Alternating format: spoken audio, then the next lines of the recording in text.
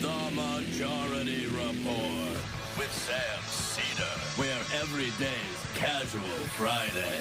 That means Monday is Casual Monday, Tuesday, Casual Tuesday, Wednesday, Casual Hump Day, Thursday, Casual Thurs, that's what we call it, and Friday, Casual Shabbat. The Majority Report with Sam Seder.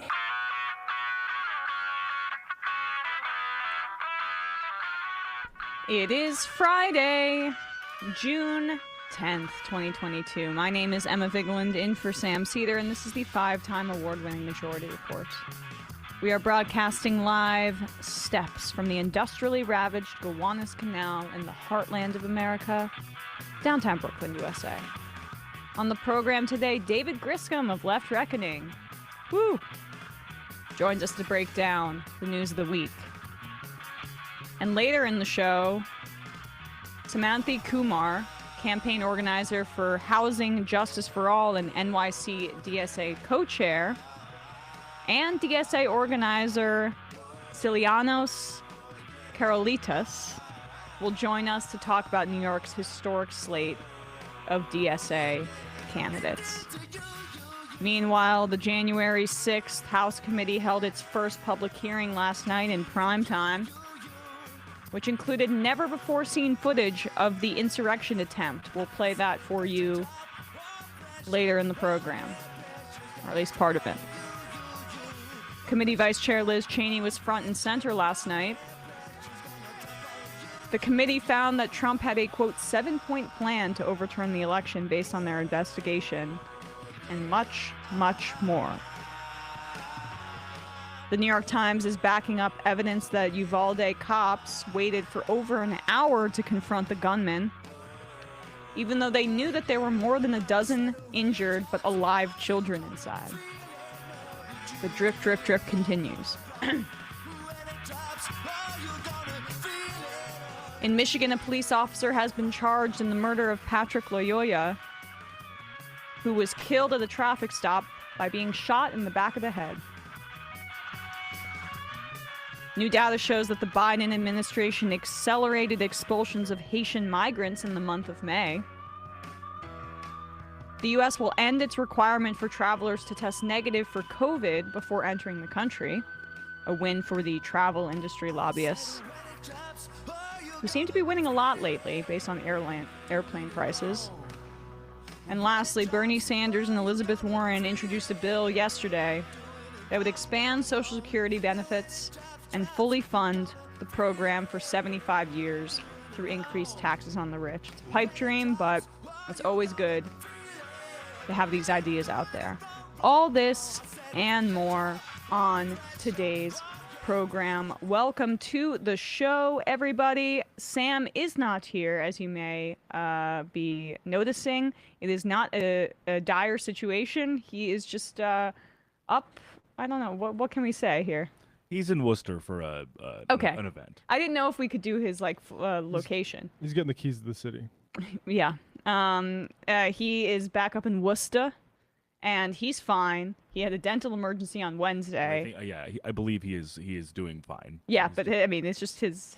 He needed his crown replaced. It was just a combo of he was already scheduled to be off Friday. Yes. Where it was off Thursday already, and then Wednesday it happened. So yes. It's just three, inopportune things. Right, but now I get my choice of guests, of clips, of topics. The power.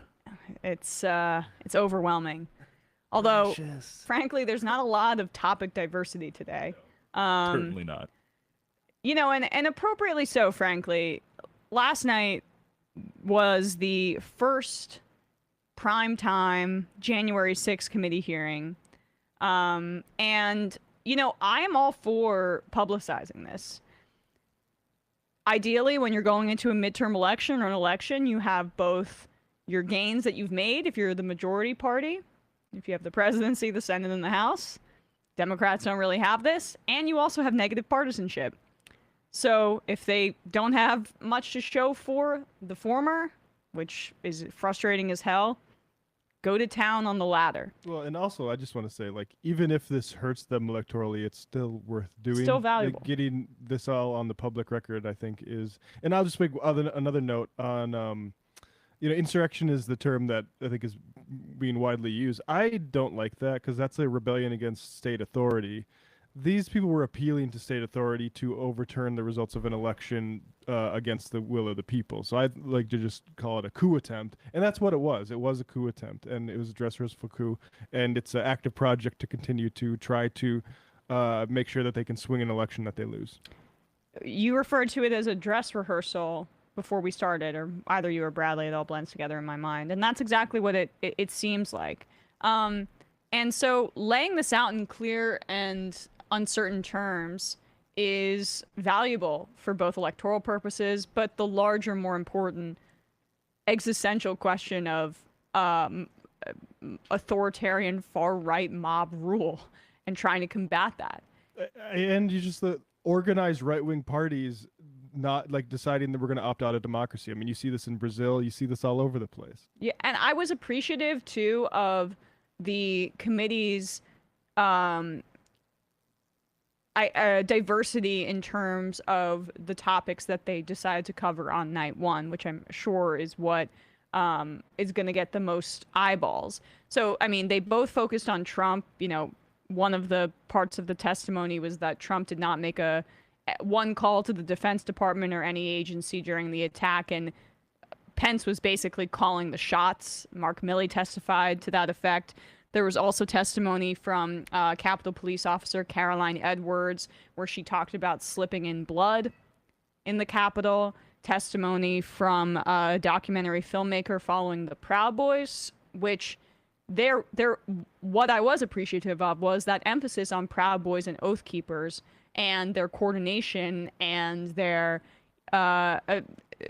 attempt to do this in a systematic way to overthrow the election and overthrow the will of the people. Yeah, they had fascist goons. I mean, Enrique Tarrio visited the White House, and it is good, like I said, to put all this stuff on the record. Now, there is a reaction like, oh, this stuff is sort of previously uncovered, and it was just previously unregistered by, the people who should have been taking this seriously as a coup attempt in the lead up to it. 100%. And so they were both emphasizing Proud Boys, Oath Keepers, but also Donald Trump's connection to them as well, and the coordination. His stand back and stand by comment. Something that stuck out to me in the hearing was they interviewed a Proud Boy that was cooperating with them, basically, Jeremy Bertino, or former Proud Boy, who said that membership tripled after Trump's stand back and stand by comments during the election leading up to this. So there was a ton of stuff. Ivanka Trump admitting that she took Bill Barr's statement that Trump lost the election at face value. Bill Barr self-servedly testifying that he stood up to Trump and told him that his election stealing claims were bullshit. So these were just some of the highlights from last night, or lowlights for that matter. But the thing that I think most people are gonna focus on, because it's the most visceral, is this video of the unseen footage from the January 6th coup attempt. There is some violence in this, so I want people to be aware of that, but I think it's incumbent upon us to play some of this. This is about a 10-minute long video, but we're going to play around 5 minutes of it.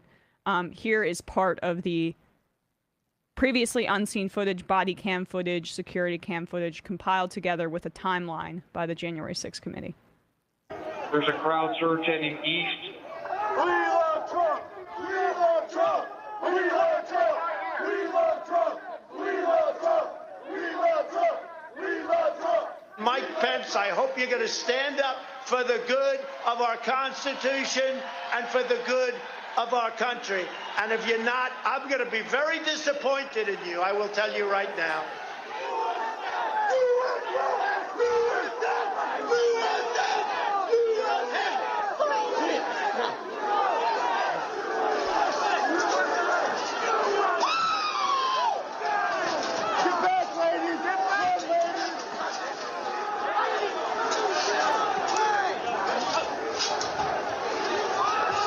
Senate controls all your stations. We just had protesters. D-Circle, breach the line. We need backup. Right here, goddammit! How you doing?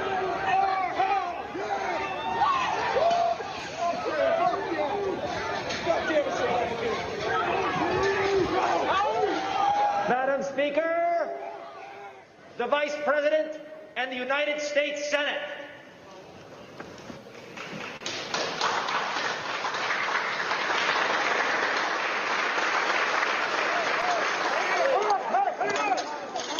We're going to give riot warnings as soon as the outriders here. We're going to give riot warnings.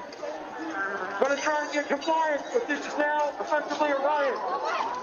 49 hours declaring it a riot. 35 to 50 be advised, Cal Police 1 advised they're trying to breach and get to the Capitol. Yeah, copy.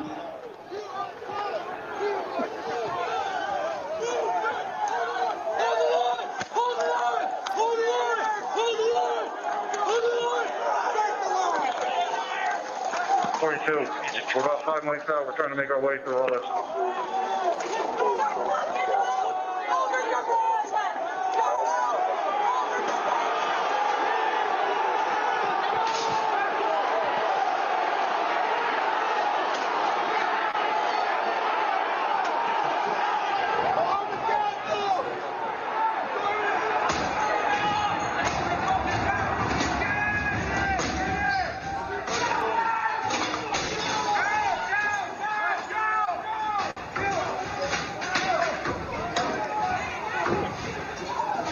We have a breach of the Capitol! Breach of the Capitol to the upper level! Jack, be advised they're requesting additional resources on the east side as they've broken into that window and they're trying to kick it in.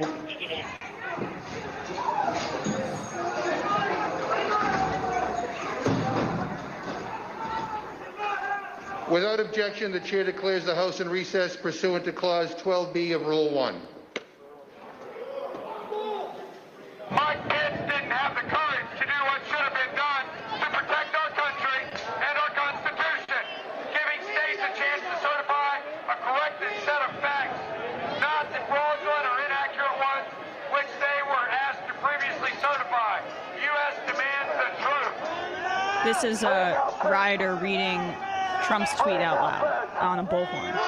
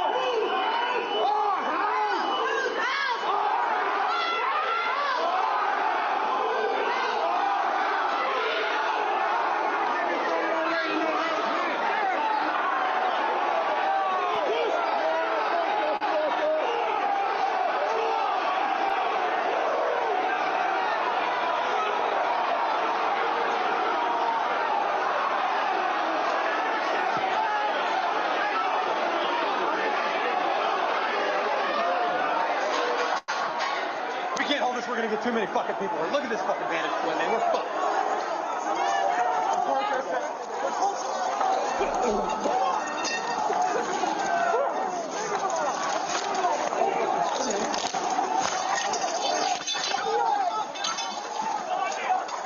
We need an area for the House members. They're all walking over now through the tunnels.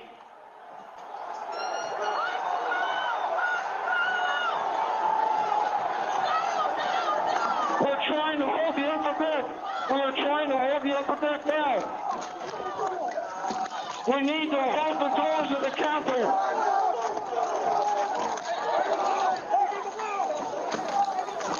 I need court support.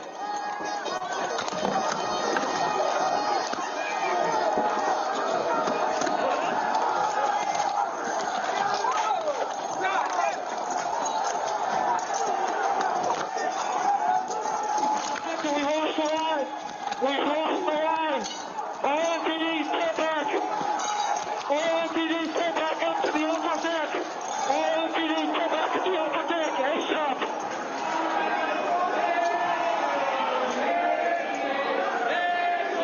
think we have a good picture of it. At a certain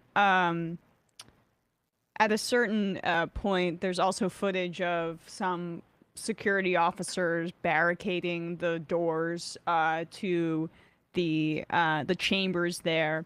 Wow, Antifa really got into character there. It's worth reiterating that there were people armed among that. Police did seize weapons among that crowd, which you wouldn't know if you followed, for instance, like Glenn Greenwald's Twitter account, which repeatedly said that it was a completely unarmed sort of group. And yeah, I think it's amazing that only one person out of that group was shot. I think it's a frankly amazing feat of restraint, and it's interesting that the right wants like you to throw a pity party that Ashley Babbitt got shot. Like frankly, like I'm not shocked at all, given like what was happening there, and then trying to breach the inner sanctum, which we didn't get to that point. But like that was a coup attempt, and although we should say that multiple people died. It wasn't just in terms out of results of that. Yes.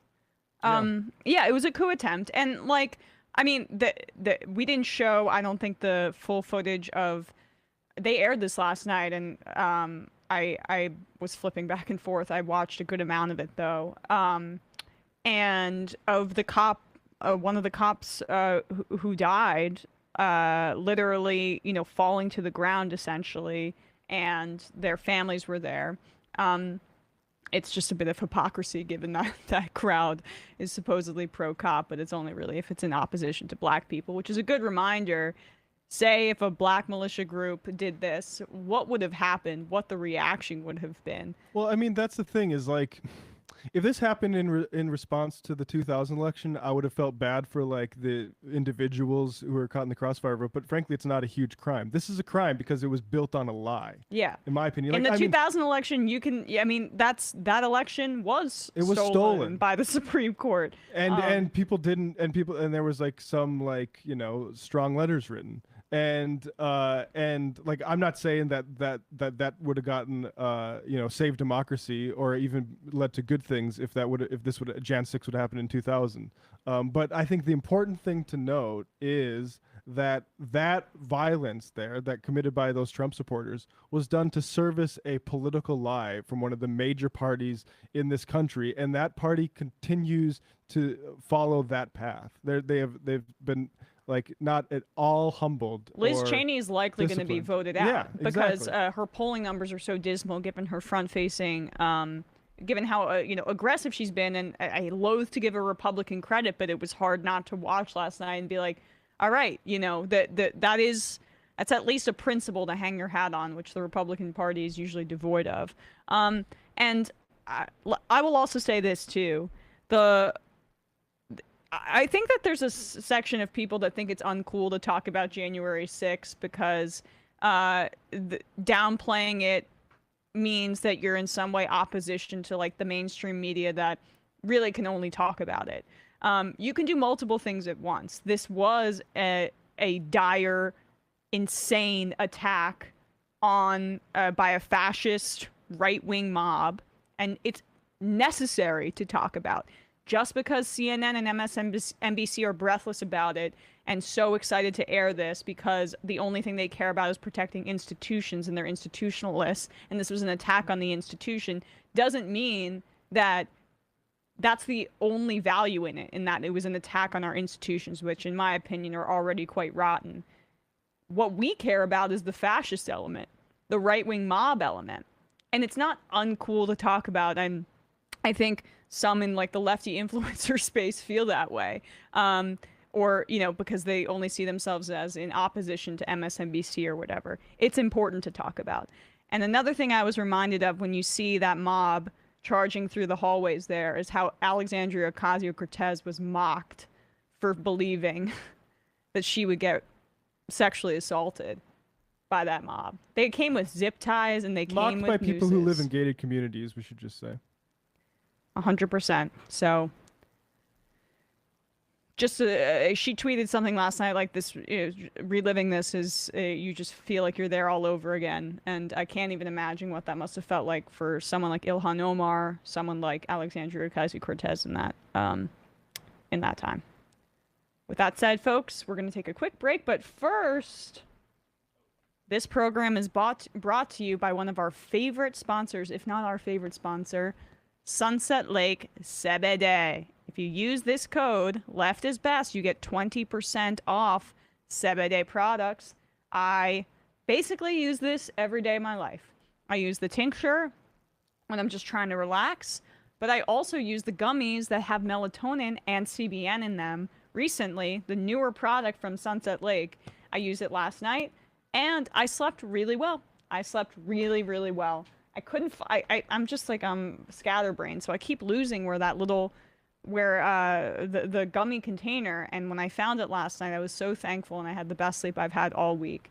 Couldn't recommend it more. They have fudge. They have gummies, which are very tasty. Unfortunately for everybody here, because I can't stop eating them, but I have to stop myself. Those ones are like so delightful in every way. They taste good, and they're also super effective. Super effective. So if you're having trouble sleeping, if you just want to relax, Sunset Lake Seder has you covered. Again, use the code LEFTISBEST for 20% off Sunset Lake products. Sunset Lake Sedenbende.com. Use the code LEFTISBEST for 20% off. All right, we're going to take a quick break, and when we come back, we'll be joined by David Griscom.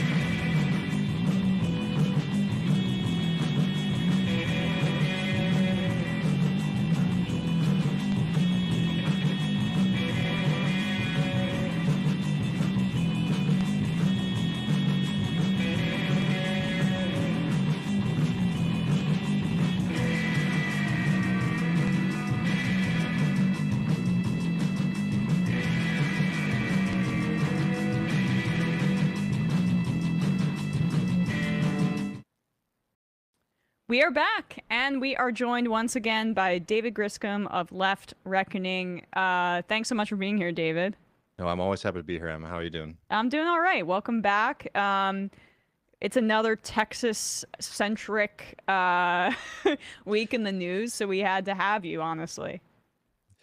Yeah, I'm happy to be here, and I know the subjects that we're going to be covering are a little dark, so if I could just bring a little brightness. We got to celebrate right here in my hometown of Austin. The Starbucks at 45th and Lamar won their unionization vote. So congrats to all of them for that hard work. There's been a couple here in New York, but, nothing really in this Brooklyn area. I want to go to one of the unionized Starbucks and give them my patronage because I've kind of been like not going there. Not that I have for a while, but I want to eventually do that. So hit them up today, maybe. Yeah, well, not to skip to our DSA conversation, but Kristen Gonzalez has 4 Starbucks in the city that you can go to tonight to buy Union Yes coffees. Oh, no way. Yeah. On her Twitter? Nice. Yep. All right, I'll check that out in a sec. All right, well, that's awesome. And the rate of successful Starbucks unionization, I mean, their batting average right now is out of control. The organizing there has been so effective. It's truly inspiring, and like it has to go this way because Starbucks has committed so much money and people to try to stop this effort. But having it being like a wildfire system like it is now is really great because they can't squash them all. Right, exactly. With that said, we just played, and we'll get into some of the other news stories that we discussed, but the main one today, seemingly, we were looking for clips to play on the show, and it's just all January 6th stuff, but, appropriately so. I think I mentioned that I feel like there's sections of the left that are uninterested in talking about January 6th because the obsession about it from liberals and MSNBC is about, institutionalism, which I reject. And I think, I don't want to speak for you, but I would not say that you're, obsessed with like the decorum of the Senate. That's not how I would characterize but I mean, the real crux of this is this was a fascist right-wing attempted coup, and I do like that the Democrats are making the public reckon with that in a public way. Mm. Yeah, I mean, I've been keeping up with it a little bit. It's the January 6th stuff is difficult because there's like the conversation about like the actual events and what should be done in response to it. And then of course there is like, the media hype, people who are trying to continue their never Trumper career all the way back in, the 2022. But like, no, I mean, there's no doubt about it. And I mean, I'm be curious to see what comes out of it. I mean, I think more than anything, the thing that I'm most interested in seeing is a little bit of a stronger investigation into the relationship between law enforcement, not just in Washington, D.C., but across the country, and these far right movements, because those were the arrests that startled me the most, is what I'll say about that. Along obviously with the Proud Boys who have just been, marching around the country and causing trouble. And I think that they're certainly the target of a lot of the attention right now, and rightfully so. But I see much more police than I do Proud Boys, basically. So I'd like to see that being investigated a little bit more.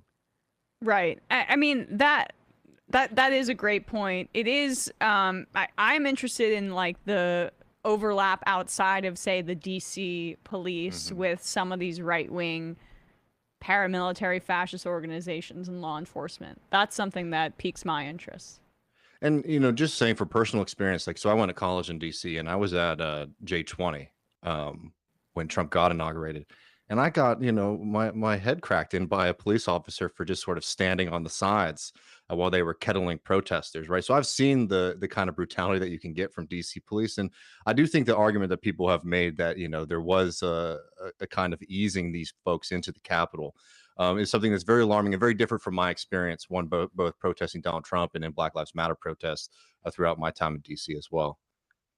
So let's turn to Texas, because obviously the fallout and the drip of police misconduct and cover-up from Uvalde, we don't know what they're covering up yet, but to me it seems like they're covering up something big. And at the very least, it's complete incompetence, but more likely it's, I think, cowardice that led potentially to deaths. The New York Times, in its fashion, is piecing together reporting, and like they add their credibility to it, so now people are taking it seriously, what we've known for weeks, that the Uvalde cops were waiting for over an hour despite knowing that children were injured in those classrooms. There were something like 33 children and 2 teachers in that classroom area, and there were kids that were like bleeding out, and it seems like cops knew that and did not act quickly enough. I mean, what's your response to some of that information? It's not particularly surprising, but it seems to be for a good chunk of the country. I mean, and it's just sometimes hard for me to talk about because it's just, I can't imagine doing that to those kids. But I think it's time to also turn our anger to law enforcement, which I think very much failed in their duty to the community here. And before we get into some of the new information, Matt and I talked about this on Left Reckoning almost right after it happened. One of the most despicable things that came out of the early reportings was the cops were blaming one of the teachers who valiantly defended those children with their life. And as he said in interviews, plus he since he didn't have a bulletproof vest, he got shot in the back, he got shot a couple times and thought he was going to die, and he's been in and out of surgery since the beginning, since the shooting. And the cops blamed him at front, said that he had propped open the door for the shooter, which turned out to not be true. Right. And it's just so despicable that the first thing that these police did after failing their community, failing these children, was immediately try to blame, one of the people who actually was trying to protect those kids. From what we've seen, I highly suggest people, there's a piece in Texas Tribune that really has started to map out this story that just came out. And every time you read these new updates, it's even more shocking than it was initially. And it was shocking, the day of. We're seeing not only that the police have been lying, that they have been shown to be cowards and put their own lives over the lives of these children and the lives in their community, but they have now completely gone rogue. So the DPS, the DPS, Texas DPS, initially was defending the police department, and then gave them the most mild criticism, saying, yeah, there are probably some mistakes that were made. Which, I'm sorry, just any kind of analysis in any situation, if that many children die, mistakes have been made. Yeah. And then the Uvalde Police Department has now said that they will no longer cooperate with the DPS. They also, just yesterday, this came out, that the city of Uvalde lawyers have sent Attorney General of Texas, Ken Paxton, a laundry list of records that they are saying are exempted from public disclosure. So there's now going to be a long legal fight on the city level and on the police department level to just get the information out before even a judgment or decision is made about what to be done about this. They are fighting tooth and nail to just get this information out public. And I obviously you can only speculate at that point. What is it that they're trying to hide? But I think from the information that we have about how they acted in that moment is pretty damning, along with the fact, you have to remember that, Uvalde, like a lot of other small towns across this country, the police department budget is the highest line item on their budget. And this is what happens through a massive disinvestment in public good in society, that these guys are able to suck up a lot of money, and then they don't actively protect people in their community. They're more likely to harass or shoot a citizen than they are to save them.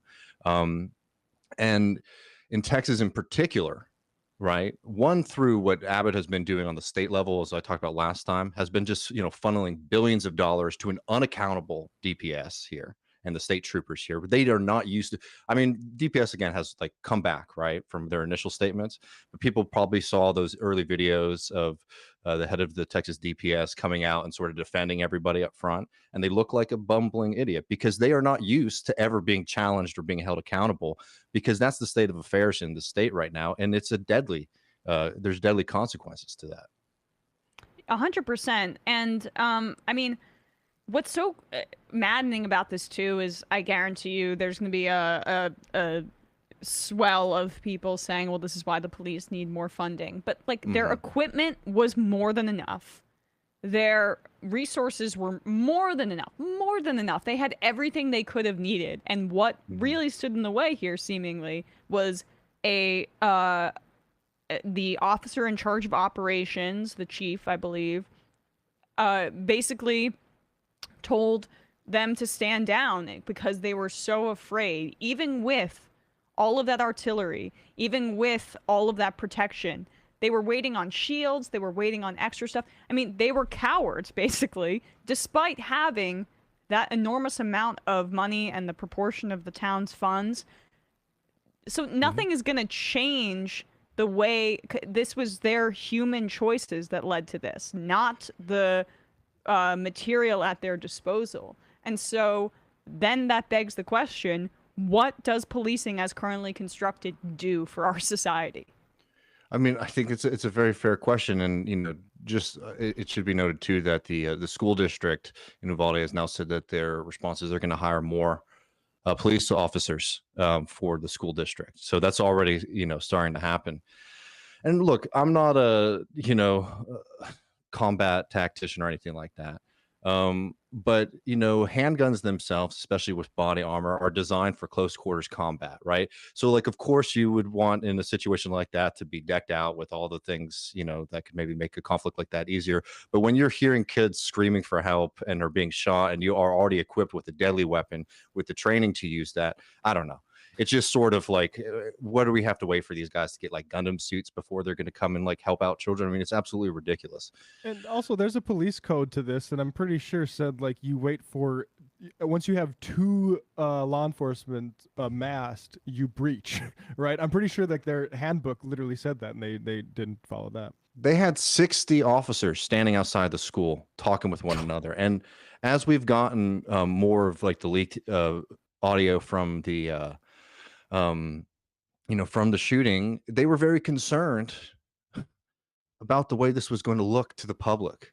They were already talking about, oh, is this going to make us look bad? Are we going to be, maligned for this? I mean, think about that. That's where your mind is going when something horrible like that is happening. It really does boggle the mind.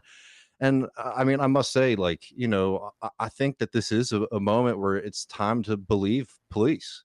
When they say I shot this, black kid because I was fearing for my life, we should believe them that they're scared.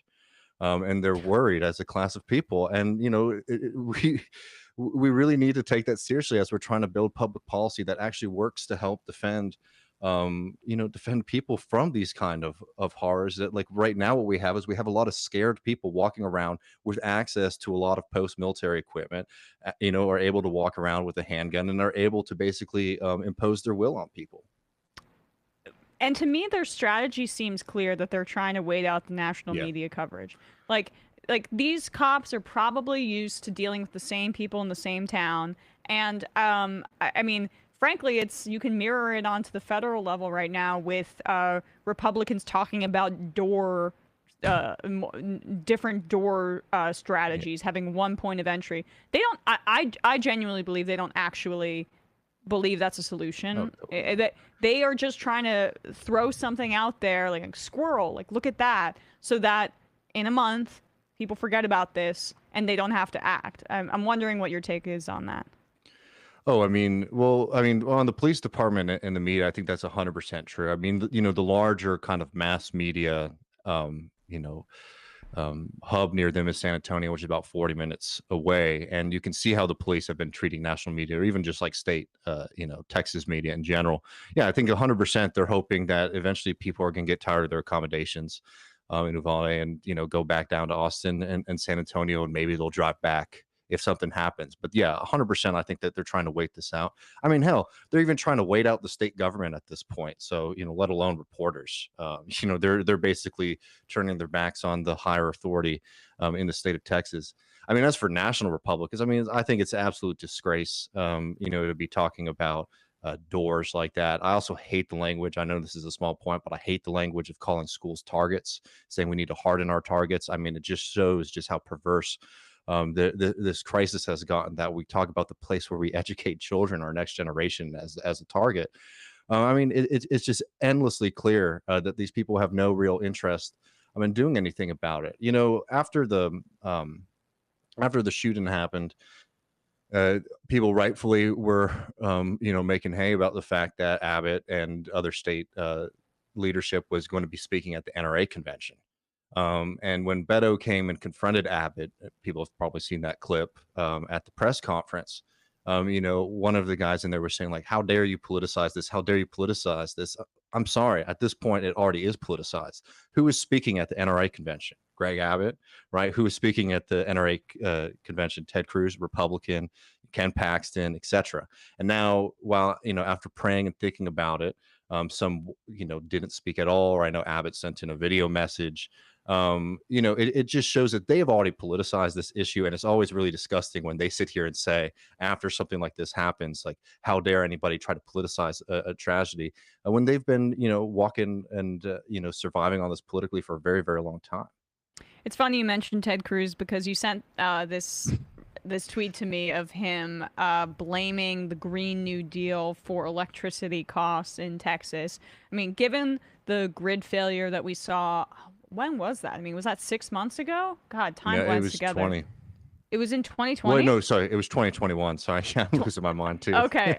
Okay. All right. So it was last year. Just making sure that, my mind isn't completely gone already. What has the update been on the, has there been any changes to the grid in Texas? Because this is going to happen again. So right now it's, near 100 degrees, and it looks like it's probably going to be 100 degrees every day in June. ERCOT, which, governs the system here, has said that, we're in a crisis situation, and we might have record-breaking demand for electricity throughout the weekend, right? Which means for people, the threat of blackouts. And, in the same way that it's really dangerous when it's cold, when you run out of, the ability to control the temperature in your own home, it's very dangerous when it's like this. Nothing. And I wanted to bring up that Cruz thing because he's trying to blame Biden, for the Green New Deal that hasn't happened. which is so ridiculous. And like, Texas has expanded its wind and solar, which is certainly helpful. Of course, they try to blame that after the winter storm, when again, it was natural gas pipelines that froze over. And I just want to make this point as a socialist, somebody who wants to see a different kind of system here. Why do these providers fail to weatherize their systems? It's because they make a decision that is much more profitable for them to just keep everything online. And if, they lose out on revenue for a couple of days, so be it. If they end up being one of the winners who doesn't lose out when the power is going out from other providers, they get to make a lot of money. And the crisis in Texas is caused by this decentralized, over-marketized system where it's a constant auction house on electricity. So prices can shoot up dramatically in a matter of minutes. And not only have they not done very much to deal with this, they pass some kind of like, weatherize your stuff, but we have no enforcement mechanisms. So just like a nice little letter from the government here. And by the way, all these people donate millions of dollars to Greg Abbott, and they did immediately after he basically slowballed any kind of response to this. But this is not the only crisis, but just shows how ridiculous it is here. After all this has been happening, guess who comes to town? All these Bitcoin boys and little freaks to try to take advantage of weak and underfunded city governments, to try to create contracts with city governments and providers to get a set rate for electricity, right? So that they can constantly mine Bitcoins. And people were like, well, this is great. They're using this, their arguments like, we're using up unused power and then we'll encourage more investment and capacity. Well, one, that's not what's happening. And two, what ends up happening is in a moment like this, right, where we're actually saying, everybody, we need to conserve energy. Prices are going to be going up. They're sitting there, right, at paying those same prices while taking on a huge amount of power to mine Bitcoins, right? I mean, it's absolutely ridiculous. And Greg Abbott not only is approving this, he's taking pictures with them and saying, look, Texas is running at the speed of business, right? I mean, just absolutely irresponsible at this moment. And we need to, be building up a much stronger movement on this. And I think that like power itself is something not just in Texas, but for the left in general, is something that I think is a very viable way to fight for the things that we care about. One, dealing with climate change, but two, creating good union jobs, making sure that people have access, to being able to afford electricity in their homes, right? There's a lot of fights that can be happening. And I think, at least in Texas, like this is a huge political opportunity for people to show that, like, look, they don't care about you at all. Not only will they not make it better, they're actually willing to make it worse for no real benefit to themselves. Or for crypto. I mean, like the fact that they're able to negotiate some sort of fixed rate for themselves in order to mine. I mean, did that actually happen or whatever? The fact that they feel like they can negotiate some sort of fixed price for themselves for this incredibly electricity intensive, massive project. I mean, people don't. Bitcoin is like, when they advertise it as this democratizing force, it's incredibly environmentally wasteful, and part of why these like disaster capitalist Bitcoin bros go to countries in South America to exploit them is because they can like work around and still still use all of their energy in a predatory manner. But that shows that the price fixing is possible if Abbott was interested in it, but he's only interested in providing it for capitalists that are going to bring business to Texas. And like, you have to understand, like, our grid is like the most privatized grid. So you actually have, providers competing against each other. So it's a constant auction house. And that means that prices can just, skyrocket exponentially. So whenever you hear Ted Cruz going on about the windmills and the solar rigs, it's like, no, friend, it is 100% an over marketized system. Not any of these kind of, new technologies. But yeah, I mean, it's a joke. And like, beyond that, like in the same vein as what you're talking about, like in El Salvador with Bitcoin, right? They do that internally here with, cities that are struggling. So like Denton, Texas had, a bunch of shadowy, crypto guys show up and say, we'll pay off the city's debts if you let us set up shop here and eat into your electricity market, right? So certainly a bad decision by the government there, but it's a decision that comes out of like the crisis that so many, cities and towns across this country are facing, where it's like they don't have the revenue to basically provide services or to pay, to take care of their debts.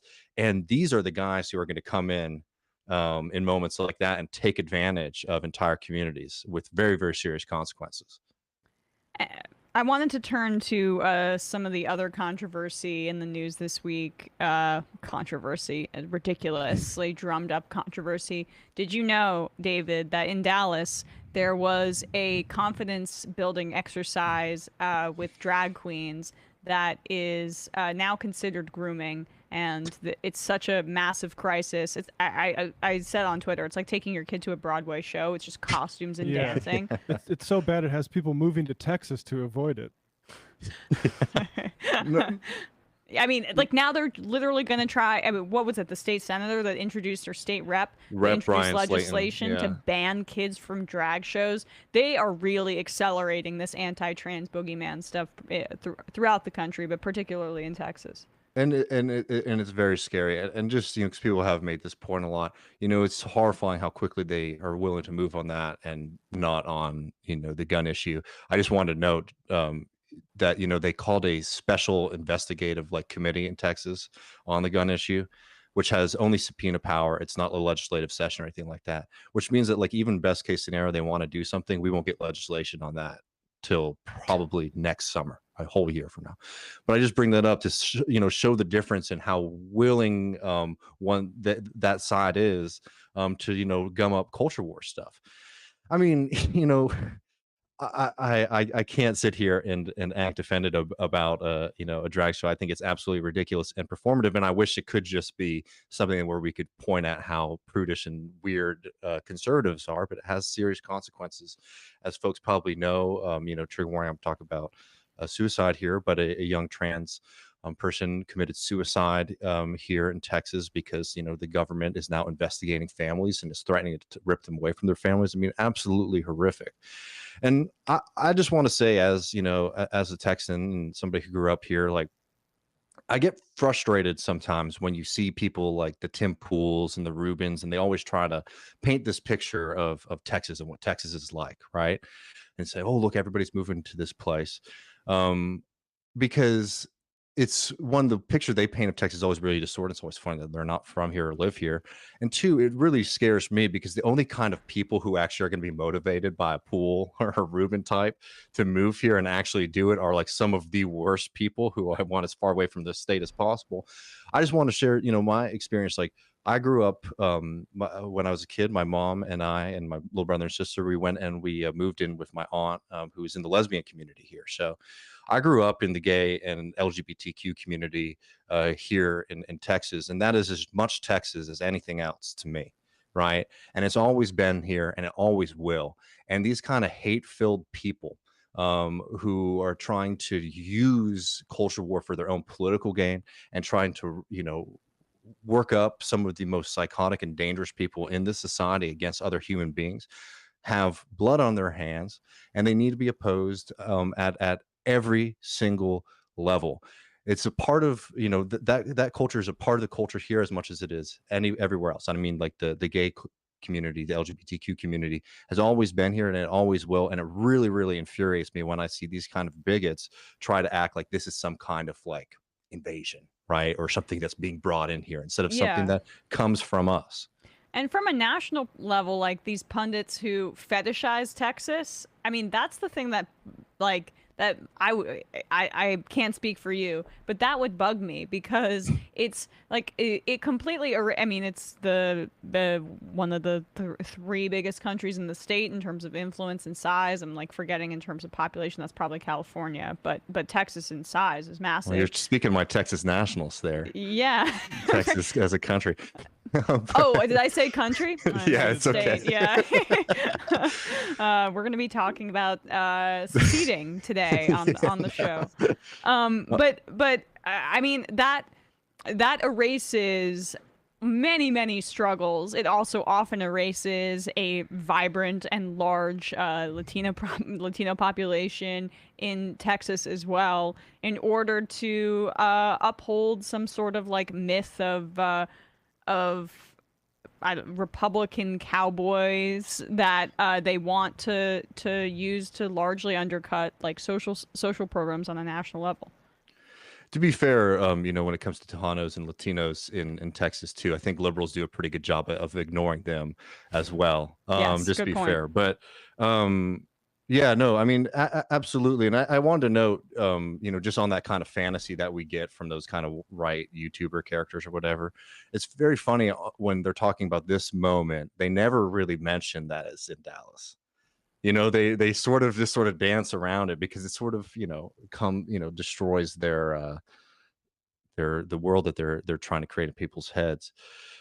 But yeah, I mean, I think going back to all of these issues that we've been talking about today, I think this is why it's not the number one issue, but it's something that we take very seriously at Left Reckoning. Really like taking hold of your history becomes really important, because what they're trying to do, there is a line, in my opinion, between the Republicans trying to wage war on history in Texas, basically trying to make it so public universities can't teach like real history, and all of these kind of things.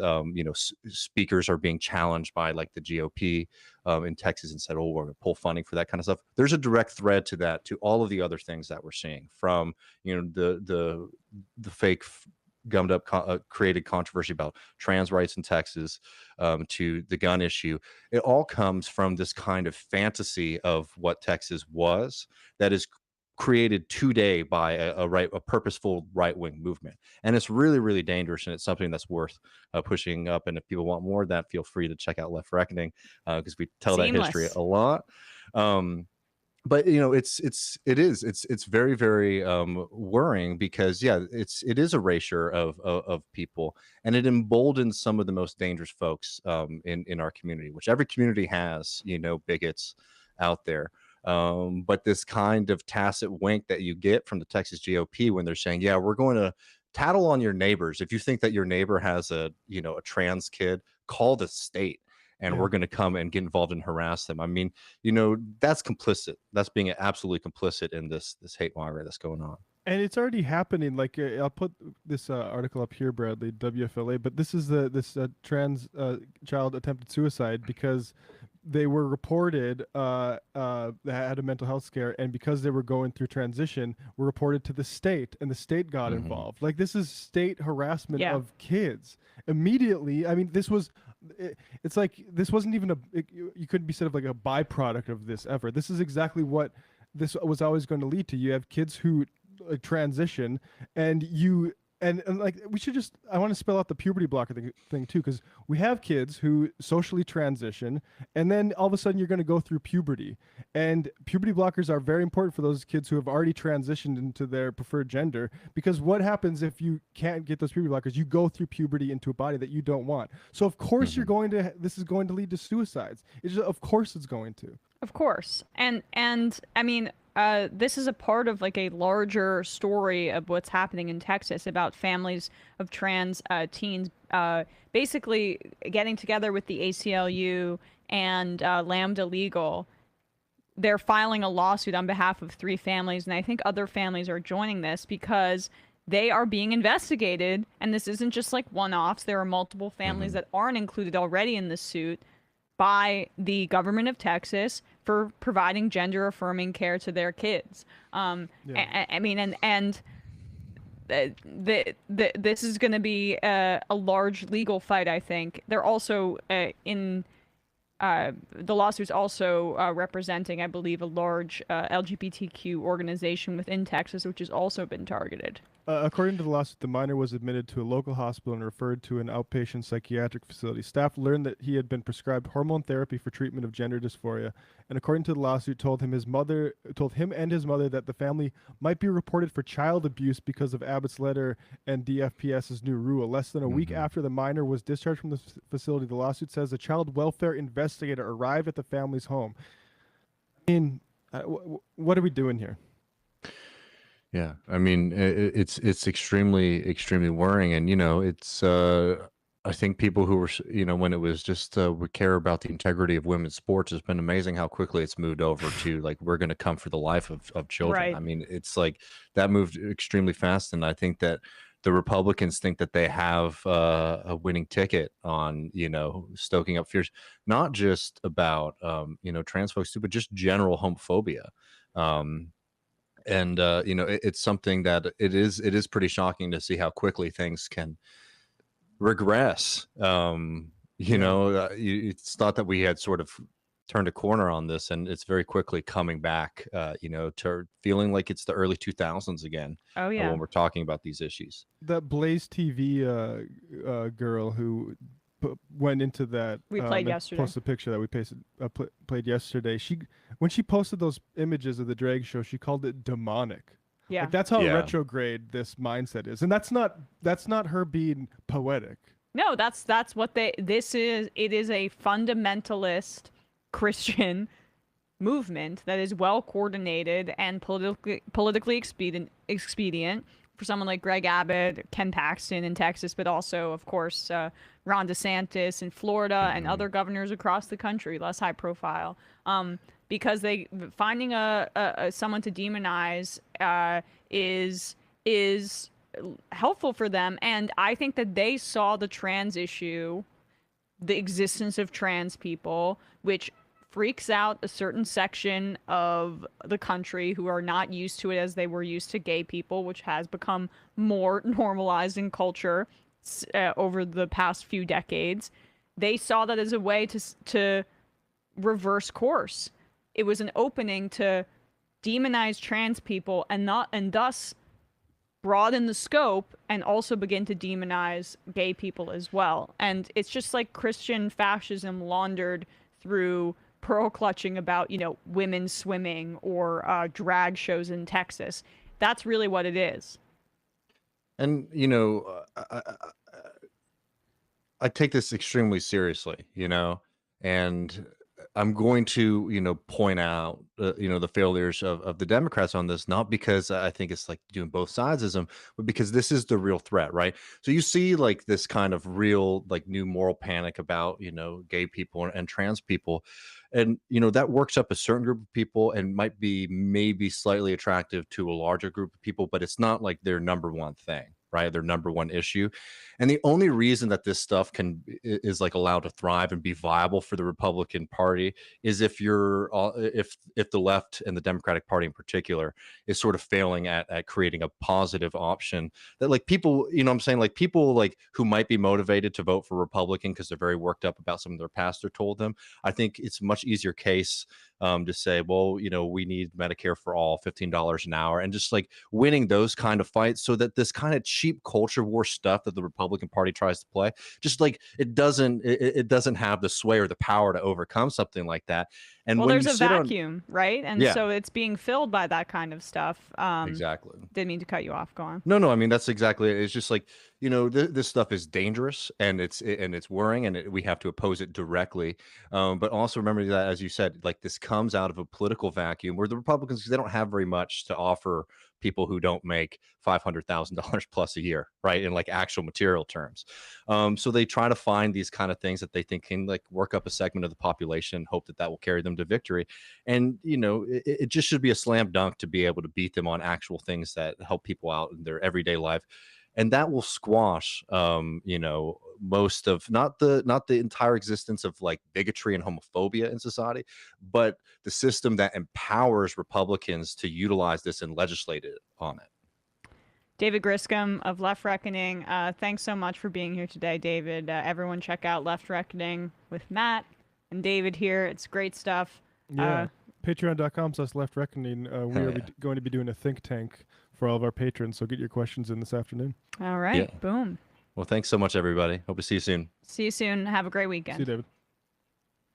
All right. With that said, we're going to take a quick break, and when we come back, we will be talking about the New York DSA slate.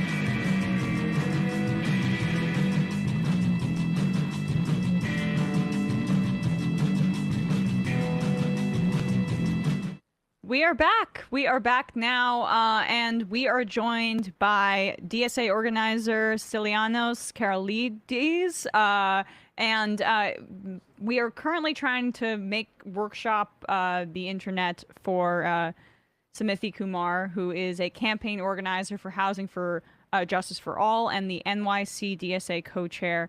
Just some internet issues here. But for now, thank you so much for being here, Stylianos, to talk about this historic New York's DSA slate. Thank you for having me. Thank you for having us. If Sumathy is here, she's really fantastic, and I hope she makes it on. And I'm super excited to talk about all of our candidates and electoral strategy and everything in between. Awesome. Well, I'm very excited for that too. So while we're workshopping Sumathy's internet, maybe she can call into the phones. Although we would need to call in ourselves, but that's something for another day. Apologies for the technical difficulties. So a few weeks ago, Alexandria Ocasio-Cortez endorsed the entire full slate of New York Democratic Socialist candidates here in New York State. And this is the largest slate in New York DSA history. It's called the For the Many slate, and it has a variety of different candidates. Can you just talk about, one, what that endorsement means in terms of a national profile for some of your candidates and maybe helping with the organizing? And two, how exciting it is that it's such a large slate and has, from my research and from my understanding, such a diverse slate with diverse experiences and backgrounds, and multi-pronged approaches in different districts. Yeah, we're really excited and terrified. It's a huge slate and it's an incredible amount of work, but I am so thrilled that we're taking it on. We also call it the Green New York slate because we uniquely highlighted climate crisis as one of our top priority issues, and that's uniting all the candidates among so many other things that is bringing them all together. I will list all of their names, but I'm not going to go into detail right now because I don't want to make everyone sit here and listen to every single bit about them. But it is Sarahana Shrestha in the Mid-Hudson Valley, which is upstate, Vanessa Agudelo, who's in Peekskill, which again is upstate, and then down here in New York City, we've got Iyapa Sairitupak in Lower Manhattan, we've got Kirana Lane in East New York, Sami Namir Olivares in Bushwick, Cypress Hills, also East New York, David Alexis in Flatbush, and Kristen Gonzalez in my neighborhood here in Astoria, Long Island City, and Stuytown. And we're really, really, really thrilled that AOC has endorsed the entire slate. I think there's a number of reasons why she did it. One, she's obviously a DSA endorsed elected and coming in more to this idea of coalition work and kind of bloc politics that socialists need to act together in order to make effective change. And then two, she's obviously a federal legislator, and that's where she spends 99% of her time. But I think the more things we've been able to win in New York City and New York State, the more it's becoming clear to her and many other folks in Congress and across the country that local politics, state level politics, has ridiculous amount of potential to affect workers, to talk to regular people and, politicize them, bring them into the project, and nationwide to affect politics. An idea here in New York, a bill that we can pass here, can make it onto the national stage and become a model for what policy we want to see at the federal level.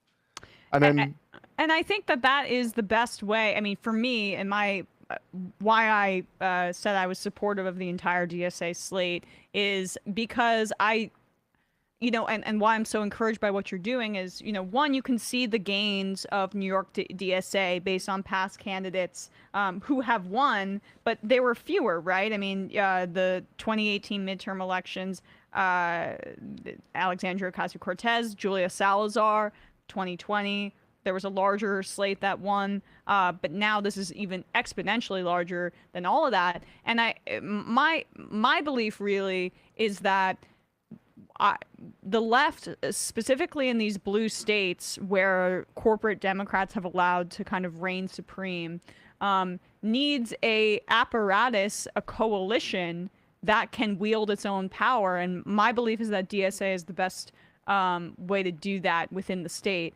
And so in terms of the numbers, was that part of your strategy of trying to broaden the coalition. We're calling into the phones here, so hopefully we can get Sumathy on now. But was that part of your strategy to kind of shoot as many darts as possible in order to create an apparatus that can flex its muscle in the levers of power in New York State? Yes and no. Every single endorsement that we make is a very meticulous and deliberative process. And especially when you have a really large chapter like New York City, there's a lot of good-natured and healthy political fighting over these endorsements. And we made certain decisions in New York City based on a number of different factors, including where we thought geographically we could win, what seats were important for us to win, what type of neighborhoods, what type of demographic voters we wanted to speak to, and also, as you may have heard about all this redistricting stuff, how we felt regarding redistricting, how that would affect our races. And two of the members of our slate are not in New York City. So those weren't New York City chapter decisions alone. One of them, Sarhana Shrestha, she's in the Mid-Hudson Valley. The other, Vanessa Agudelo, she's in the Lower Hudson Valley.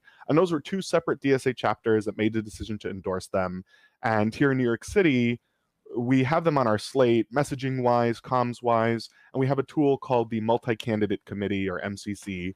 That's the For the Many committee that you might hear about often. Right. And we elected to include those two candidates in the MCC and give them additional coordinating and comm support, all this sort of high-level support that we can provide, because we are increasingly recognizing, despite our power in New York City alone cannot win us the things that we're aiming for here in New York. And so we're reaching out to Mid-Hudson Valley, Lower Hudson Valley, and in 2 years, maybe other places across the state to widen our impact, broaden our reach, make it clear that this progressive left, this socialist left movement is a threat to every politician across the state, no matter what kind of district they're in, and it's something that can unite the working class across demographics, across district boundaries, and that is going to continue to make victories, make gains. I'm going to bring in Sumathy Kumar here, who is on the phones. We were able to bring her in without any video. Sumathy, thanks so much for joining us. Yeah, thanks so much for having me. Sorry about my internet. It's all good. It's all good. I was talking with Stylianos a bit about the strategy behind the broad DSA slate, but I do think that is notable too. That it is not just your focus is not just in New York City. The fact that it creeps up into the Hudson Valley and other areas of New York. I mean, can I ask what strategic decisions went into those specific areas outside of the city limits? Yeah, I mean, when you look at what we can win in New York City and in New York State, a lot of power happens at the state level. So if we want to win universal health care, a Green New Deal, good cause eviction, universal rent control, all of these things are decided at the state level in New York State. So for years now, New York City DSA and our chapters across the state in the Mid-Hudson Valley and the Lower Hudson Valley and Buffalo and Syracuse have been really, our eyes have been on state power so that we can really win material gains for the working class. And so this is just an extension of that project. We're going to try and win races outside of New York City so that we can win policy on a state level that can actually deliver for folks across the state. And that's really the reason why we're doing it. Sumathy, you're a Housing Justice for All campaign organizer and an advocate for housing.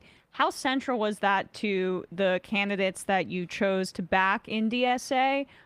Because I frankly think, at least on a national level, it's largely just completely absent from the conversation, but it could not be more necessary, particularly in New York. Right. I mean, housing has been one of our chapter's priorities for a long time. And obviously, it's a priority for the working class, where the rent is extremely too high, and our homelessness crisis keeps skyrocketing, and people like desperately want a change in our housing system. And so a lot of folks who are running this year and who ran in 2020 ran on housing. In 2020, it was the height of the pandemic, and people were running on canceling rent and extending the eviction moratorium. Oh no. Oh no. Oh wait, no, you're here. You're back. You cut out for like 2 seconds. Oh no. We really need some internet for all. Yes. Stylianos can talk about.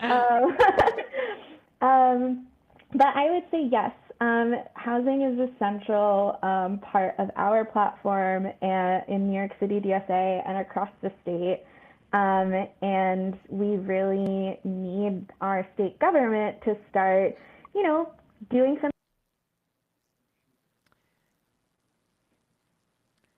Okay, Sumathy, you might have cut out again. But it seems like you might have been wrapping up a little bit. I wanted to talk a bit about and I touched on this earlier, but why I think and maybe either of you can answer this, or maybe Stylianos you can while Sumathy's figuring out her internet. But there is real power in candidates running within infrastructure, right? That can pay dividends for years and years to come. The number one example of this, in my opinion, on a federal level is, even though it's not socialist politics in terms of what we favor, someone like Stacey Abrams, who ran but was unsuccessful, but the infrastructure from her run set up Democratic wins later on. On the state level, we can be a bit more radical, obviously, but that's why it's important, too, that Alexandria Ocasio-Cortez's campaign and that success is not a flash-in-the-pan individual success. It is a part of a larger DSA infrastructure, democratic socialist infrastructure within the state. Was that a part of your calculus, too, is making sure that there's solidarity among candidates, so there's power in numbers? Perhaps I'm reframing kind of a question from earlier, but I think that's really what sticks out to me when I was reading about this slate. There's something that we have that not a lot of folks know about, and I'm super happy to tell everyone about today. It's called the Socialists in Office Committee, and that is a committee made up of all of our current elected, so Zohran, Marcella, Emily, Farah, Julia, and Jabari, and numerous different organizers across New York City. So that's me, Sumathy, lots of other folks whose names you don't know. And the purpose of this committee, we meet once a week for about an hour and a half, and we've got a couple different group chats where we coordinate in between those meetings. We essentially coordinate all the activities of all the current electeds. And I'm mentioning this in response to your question because we recognized a really long time ago, we can't afford to just work really hard, get somebody elected, they have good politics, and then leave them alone, right? The incredible amount of pressure across the United States, but especially here in New York and Albany, to force someone even slightly to the left of center to conform to right-wing capitalist politics would crush even the best possible candidate.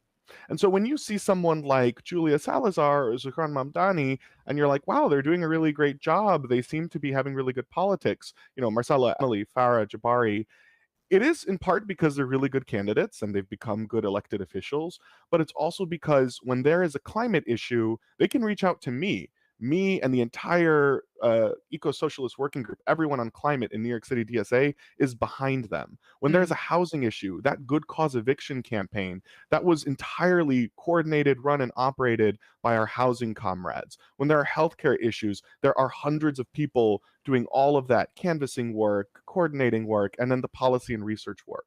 So when you're looking at our slate right now, all of the candidates that you are thinking about and hopefully electing, Kristen Gonzalez is not running just to put Kristen Gonzalez in the state Senate.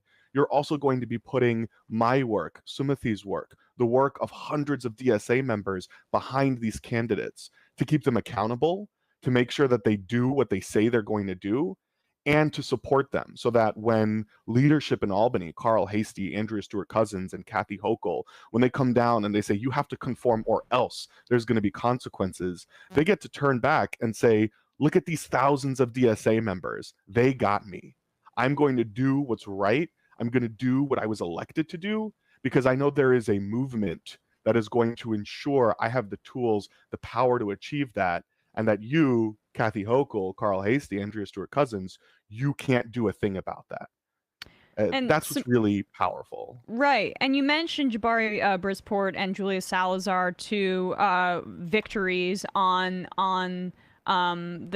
for your slate and just for the left here in New York. Sumathy, if you're there, what has been your reaction internally in DSA to their how they've been up against immense opposition in Albany, but how they've brought DSA's slate and their ideas to the halls of power now that they've been elected? Yeah, it's definitely hard, and there's a lot of pressure from the leadership in the legislature to do exactly what Stylianos was just saying, to conform, to go with the party line. But our electeds haven't done that. And a really good example that I'm thinking about now is last year when Governor Cuomo was accused of a whole array of scandals for his impeachment. And there was, after when all of the investigations were happening, there were documents that came out that said, we can't talk, Melissa DeRosa and all of the Cuomo operatives were trying to buy off elected officials and trying to get them to conform and not raise a big deal about what was going on. And they said in their notes, we can't talk to Zohran because he's DSA. He can't be. Wow. It looks like we still might have that interrupting issue, but I think we kind of got Sumathy's point there. Sorry, guys. No, it's okay. Stylianos, why don't you finish up? This will be our final question. I'll let you guys go, but some of what Sumathy was saying there. Yeah, like Sumathy was saying in the notes, you saw a text message from Cuomo's second in command. We have no play with Zohran. And I think that's indicative of the work that we're doing. They know, the people in power know that this is a new block of people going to Albany that they have absolutely no influence over. That the real people that are calling the shots behind what Jabari or Zohran or Marcella or Emily or Julia or Farah are doing are the working class that got them elected. And that's terrifying to Albany.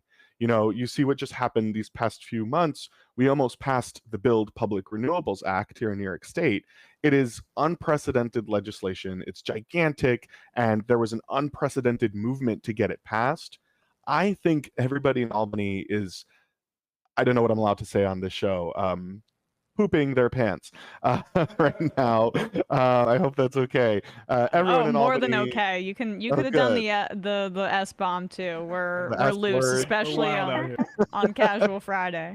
They're defecating themselves because they realize that there is this increasingly growing uproar of people across the state that are paying attention, that are recognizing they have the power to change things, and they're taking action. Sarhana Shrestha, who's running in the Mid-Hudson Valley, she's a climate organizer. She's running against this assembly member that's been there forever, Kevin Cahill.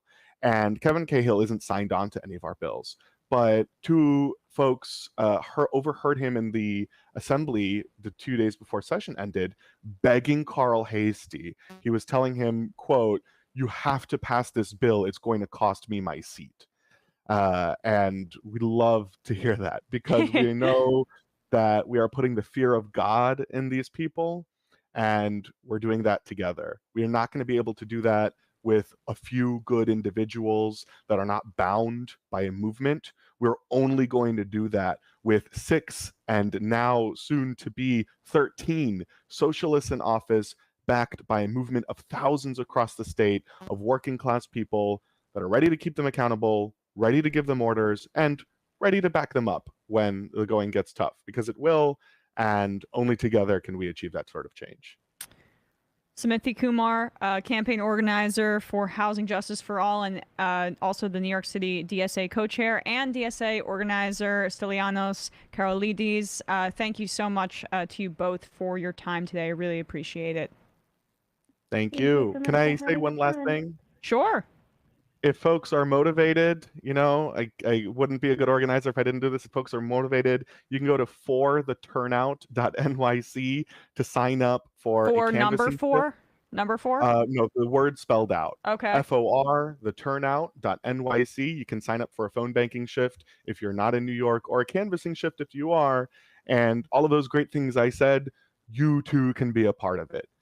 It's really awesome. You can be part of this movement with us. Doesn't require you to have any experience, any knowledge, any special skills.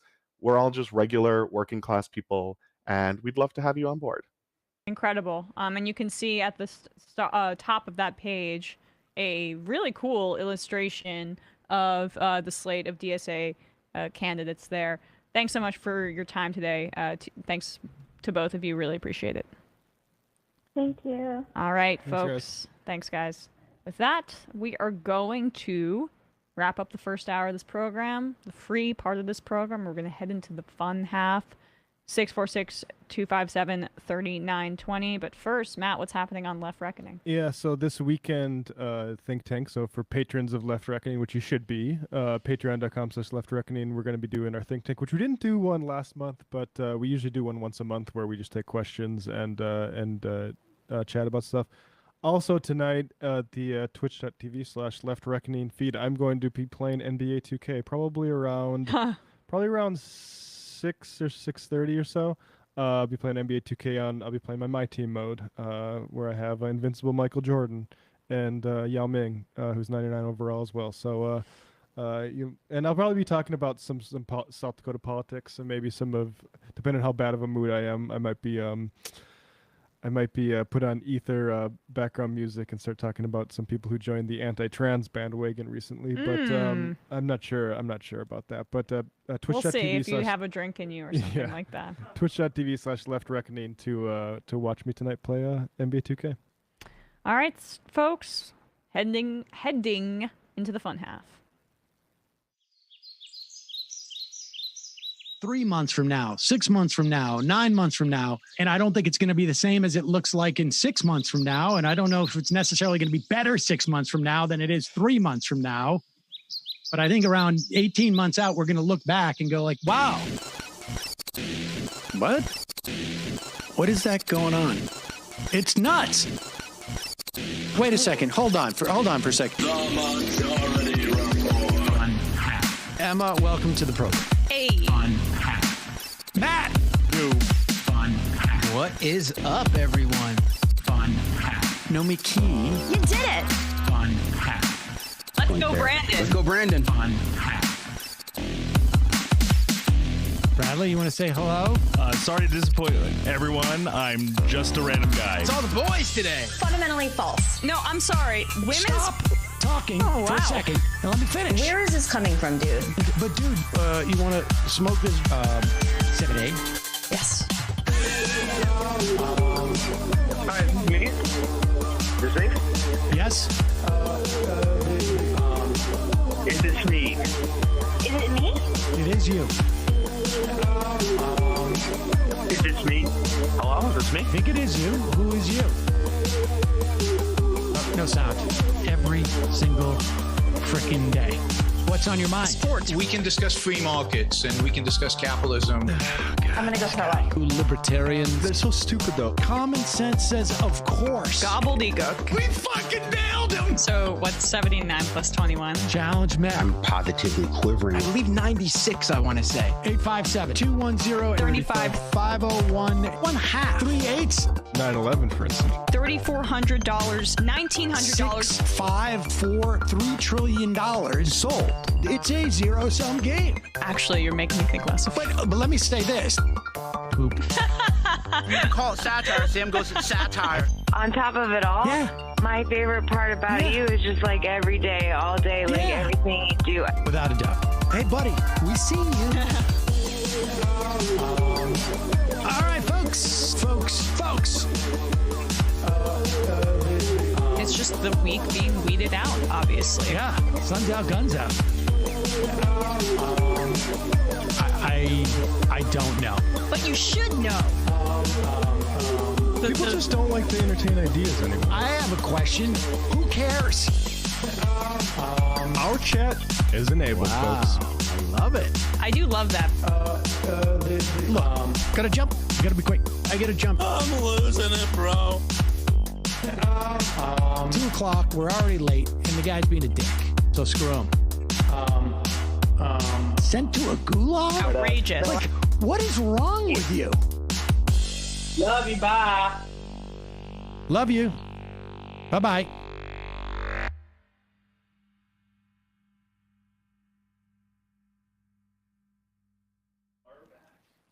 We are back